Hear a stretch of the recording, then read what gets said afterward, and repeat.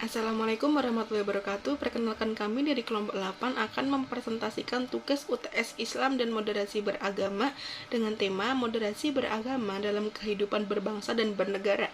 Adapun anggotanya yaitu 1. Vina Abrorika, 2. Muhammad Fisabilit Tauhid, 3. Dina Rahma Khalidan. Indonesia adalah negara majemuk yang terdiri dari suku, ras, dan agama yang berbeda-beda sehingga diperlukan toleransi dalam memahami semua perbedaan yang ada. Oleh sebab itu, moderasi beragama sangat tepat sekali diterapkan dalam kehidupan berbangsa dan bernegara, terutama pada masyarakat yang multikultural. Indonesia juga mempunyai tantangan eksternal maupun internal, yaitu 1. Faktor eksternal. Terjadi gelombang krisis di radikalisme dan ekstremisme di beberapa negara seperti di kawasan Timur Tengah dan Eropa. Faktor eksternal ini pada titik tertentu dapat menyebabkan gejolak internal di dalam kehidupan warga negara Indonesia. 2. Faktor internal dapat terjadi karena banyak hal terutama terkait urusan politik. Pada dasarnya ini bukan gerakan agama tapi gerakan politik yang memakai agama sebagai bahan bakar. Dalam aspek ini, Indonesia mempunyai 4 pilar pembangun moderasi beragama di Indonesia. 4 diantaranya yaitu 1. Pancasila, 2. UUD tahun 1945, 3. NKRI, 4. Bhinneka Tunggal Ika. 1. Pancasila. Pancasila sebagai ideologi dan dasar negara sebagai dasar NKRI. Pancasila memiliki fungsi sangat fundamental. Pancasila disebut sebagai sumber dari segala sumber hukum. Sifat Pancasila yuridis formal, maka mengharuskan seluruh peraturan perundang-undangan berlandaskan pada Pancasila.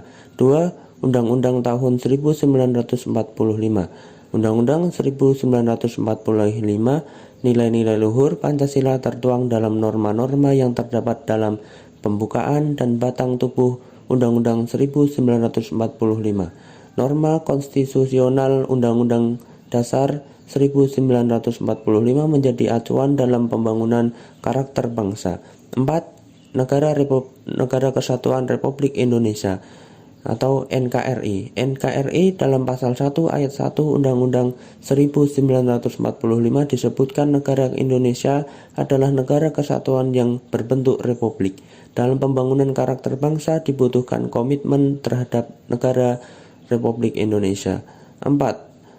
Bhinneka Tunggal Ika. Bhinneka Tunggal Ika bertujuan menghargai perbedaan atau keragaman namun tetap bersatu dalam ikatan sebagai bangsa Indonesia.